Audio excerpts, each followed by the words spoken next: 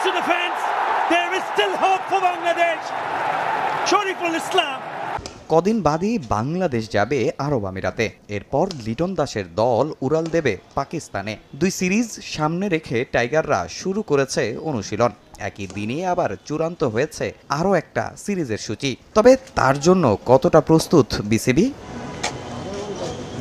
17 মে আরব আমিরাতের বিপক্ষে সিরিজের প্রথম ম্যাচ দিয়ে টি-20 ফরম্যাটে নতুন অধিনায়কের যুগে পা দেবে টাইগাররা। সেখানে 2 ম্যাচ শেষে 25 মে শুরু হবে পাকিস্তানের বিপক্ষে 5 ম্যাচের টি-20 সিরিজ। 4 জুন দেশে ফিরবে বাংলাদেশ।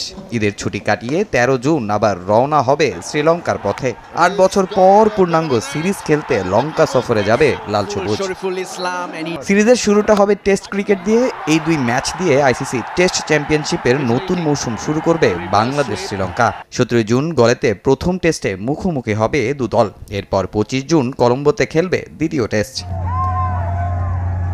লঙ্কানদের বিপক্ষে ওয়ানডে ক্রিকেটটা হয় সবচেয়ে রোমাঞ্চকর। সবশেষ বাংলাদেশে 2-1 সিরিজ হেরেছিল শ্রীলঙ্কা। নিজেদের দেশে এবার সেই প্রতিশোধ নিতে চাইবে মেন্ডিস আসালাঙ্কারা। তাদের বিপক্ষে 2 জুলাই কলম্বোতে প্রথম ওয়ানডে খেলবে টাইগাররা। 5 জুলাই এই মাঠেই খেলবে দ্বিতীয় ওয়ানডে। 8 জুলাইয়ের ম্যাচটা খেলতে বাংলাদেশকে যেতে হবে পাল্লেকেলে। সবশেষ ওয়ানডে সিরিজ হারলেও ঘরের মাঠে টাইগারদের 2-1 টি-20 সিরিজে হারিয়েছিল লঙ্কানরা। দুদল এবারও খেলবে 3 ম্যাচের সিরিজ। 10 জুলাই পাল্লেকেলেতেই হবে প্রথম টি-20। 13 জুলাই ডাম্বুলায় খেলবে দ্বিতীয় ম্যাচ। এরপর 16 জুলাই তৃতীয় ওয়ানডে খেলতে কলম্বোতে ফিরতে হবে বাংলাদেশের।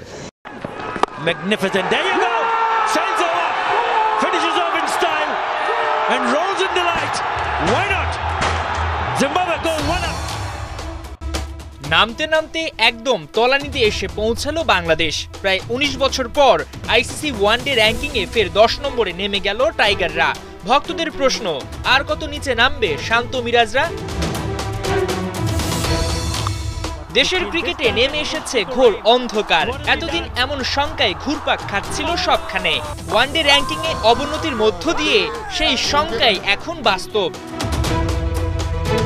সবশেষ 1 বছরে 8 ওয়ানডেতে 7টাতেই হার। ফলাফল হাতে নাতে ওয়ানডে র্যাঙ্কিংয়ে ভয়াবহ বিপর্যয়। 19 বছর পেছনে ফিরে গেল শান্ত মিরাজরা। বলার মতো, সাহস করবার মতো কিংবা প্রিয় ফরম্যাট যাই বলা হোক না কেন, ওয়ানডেতে টাইগাররা দুর্বার কঠিন প্রতিপক্ষ, এমনটাই শোনা যায় ক্রিকেটাঙ্গনে ভক্তদের মাঝে। তবে 2015 বিশ্বকাপে কোয়ার্টার ফাইনাল, 2017 চ্যাম্পিয়ন্স ট্রফিতে সেমিফাইনাল, এর বাইরে এশিয়া কাপ ছাড়া বৈশ্বিক টুর্নামেন্টে বলার মতো তেমন কোনো বড় অর্জন নেই টাইগারদের। দিনকে দিন ধারাবাহিকভাবে বাজে পারফরমেন্স সঙ্গে নানা বাহানায় দেশের ক্রিকেট হাঁটছে পেছনের দিকে। অথচ বাংলাদেশের চাইতে কম সুযোগ সুবিধা পেয়েও বিদ্যুৎ বেগে ছুটে বেড়াচ্ছে আফগানিস্তান, যার বড় উদাহরণ আইসিসির ওয়ানডে র্যাঙ্কিংয়ে রাশিদ নাবিদের 7 নম্বরে উঠে আসা। আইসিসির সবশেষে হালনাগাদে শীর্ষে রয়েছে ভারত, 2 নিউজিল্যান্ড, এভাবে 6 সাউথ আফ্রিকা, 8-9 যথাক্রমে ইংল্যান্ড, ওয়েস্ট ইন্ডিজ। 10 নম্বরে হতভাগা বাংলাদেশ। অথচ এই র্যাঙ্কিংয়ে একটা সময় টাইগাররা ছিল 6 নম্বরে। সোনালি সেই সালগুলো 2017 ও 2022। এরপর কখনো 7-8-এ নেমে গেলেও 9 নম্বর ছিল সবচেয়ে বাজে অবস্থা। গেল বছরের নভেম্বরের শারজায় আফগানদের বিপক্ষে সিরিজ হেরে অবনতি শুরু হয় বাংলাদেশের, যার শেষ পেরেকটা মারা হলো 2025-এ 10 নম্বরে নেমে। বাংলাদেশ যেভাবে পেছনের দিকে হাঁটছে সেটা রীতিমতো ভয়াবহ এবং শঙ্কাটা বলাই যায়। এভাবে হাঁটতে থাকলে যে কোনো সময় কেনিয়ার মতো হারিয়ে যেতে পারে এদেশের ক্রিকেট। হাসান সজীব, 71। জমে ক্ষীর পাকিস্তান সুপার লিগ PSL এর পয়েন্ট টেবিল। প্লে অফে জায়গা করে নেয়ার দৌড়ে রিশাদের দল লাহোর কালান্দার্সের সাথে নাহিদ রানার পেশোয়ার জালমির মাঝে তুমুল লড়াই। 2 বাংলাদেশি তারকার দল দুটির যে কোনো একটা বাদ পড়লে অপর দলটি অনায়াসে জায়গা করে নেবে সেরা 4-এ। আবার একই সাথে 2 দলের পক্ষেই প্লে অফে যাওয়া সম্ভব। তবে সেক্ষেত্রে মেলাতে হবে বেশ জটিল হিসাব নিকাশ। চলুন এক ঝলকে রিশাদ নাহিদদের দল দুইটির প্লে অফে যাওয়ার সমীকরণগুলো মিলিয়ে নেওয়া যাক। এবারের পাকিস্তান সুপার লিগে সব মিলিয়ে ৩ জন বাংলাদেশি সুযোগ পান, কিন্তু আসর শুরুর আগে চোটে পড়ে দেশে ফিরতে হয় লিটন দাসকে। রিশাদ হোসেনের অভিষেক হয় লাহোর কালান্দার্সের হয়ে। ইতোমধ্যে ৫ ম্যাচে সুযোগ পেয়ে বেশ ভালো বোলিং করেন তিনি। ৯টি উইকেট তার দখলে। একটা সময় তো ছিলেন আসরের সর্বোচ্চ উইকেট শিকারীও। ওদিকে পেশোয়ার জালমির হয়ে এখনও অভিষেকের অপেক্ষায় নাহিদ রানা। তার দল যদি প্লে অফে জায়গা করে নেয় তাহলে হয়তো অভিষেকের সুযোগ বাড়বে। গেল ম্যাচে মুলতান সুলতানসের বিপক্ষে বড় জয় তুলে নিয়ে প্লে অফের দৌড়ে নিজেদের অবস্থান শক্ত করেছে পেশোয়ার। শিরোপার রেস থেকে ছিটকে গেছে মোহাম্মদ রিজওয়ানের মুলতান। কোয়েটা গ্ল্যাডিয়েটর্স একমাত্র দল হিসেবে এখনো পর্যন্ত সেরা ৪ নিশ্চিত করতে পেরেছে। ৬ দলের এই টুর্নামেন্টে প্লে অফের বাকি ৩টা পজিশনের জন্য এখন লড়াই হচ্ছে ৪টি দলের মাঝে। ৮ ম্যাচ খেলে নাহিদদের পেশোয়ারের পয়েন্ট ৮। রিশাদের লাহোর এখন পর্যন্ত ৯ ম্যাচ খেলে পেয়েছে ৯ পয়েন্ট। পেশোয়ারের বাকি ২ ম্যাচ, লাহোরের বাকি ১ ম্যাচ। আর সেই ম্যাচটি হতে যাচ্ছে পেশোয়ারের বিপক্ষে।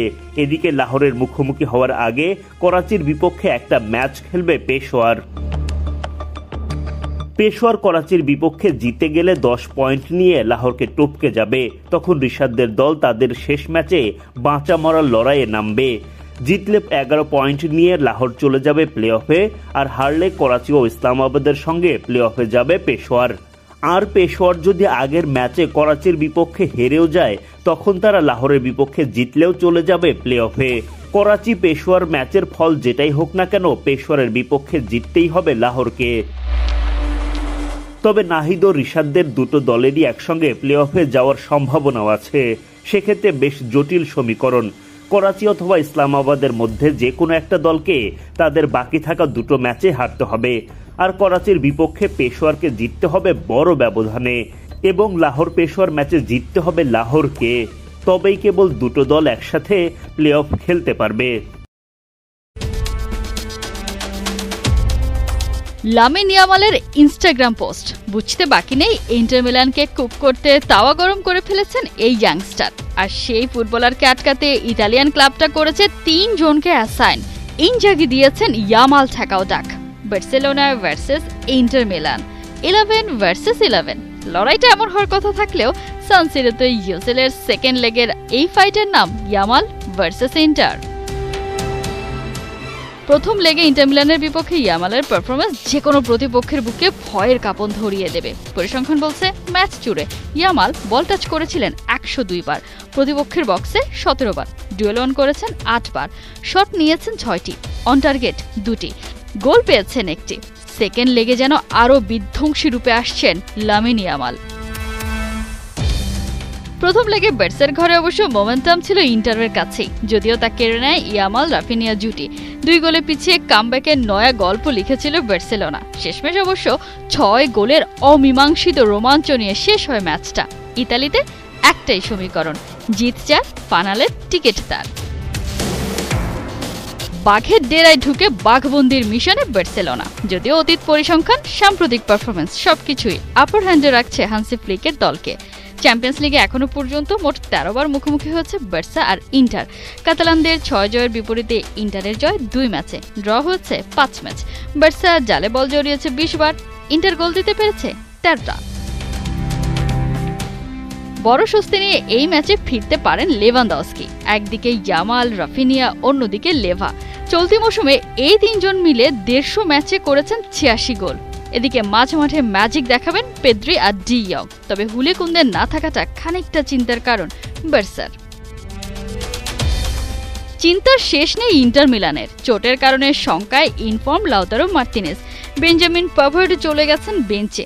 ঘরের মাঠ, এটাই হতে পারে ইন্টারের সবচেয়ে বড় অনুপ্রেরণা। ২০১০ সালে চ্যাম্পিয়ন্স লিগে নিজেদের সবশেষ শিরোপা জয়ের পথে এই মাঠে সেমিফাইনালে বার্সাকে হারিয়েছিল ইনজাগির শিষ্যরা। সেমির সুপার ক্ল্যাশ, বার্সা নাকি ইন্টার মিলান, কার হয়ে স্ক্রিপ্ট লিখবে সান সিরো? কোহিনুর কণা, ৭১। এবারে জানাবো খেলার খবর। উয়েফা চ্যাম্পিয়ন্স লিগের সেমিফাইনালে দ্বিতীয় লিগে আজ রাত 1টায় ইন্টার মিলানের আতিথ্য নেবে বার্সেলোনা। প্রথম লেগে লড়াই 3-3 গোলে ড্র হয়। কোনো দলই পাবে না বাড়তি কোনো সুবিধা, তবে ঘরের মাঠের সমর্থনকে কাজে লাগিয়ে তৃতীয়বারের মতো ফাইনালে ওঠার কীর্তি করতে চায় ইন্টার। অন্যদিকে পুরো মৌসুম জুড়ে দুর্দান্ত ফুটবল খেলা বার্সেলোনা জয় পেয়েছে ষষ্ঠ খেলার ফাইনালে।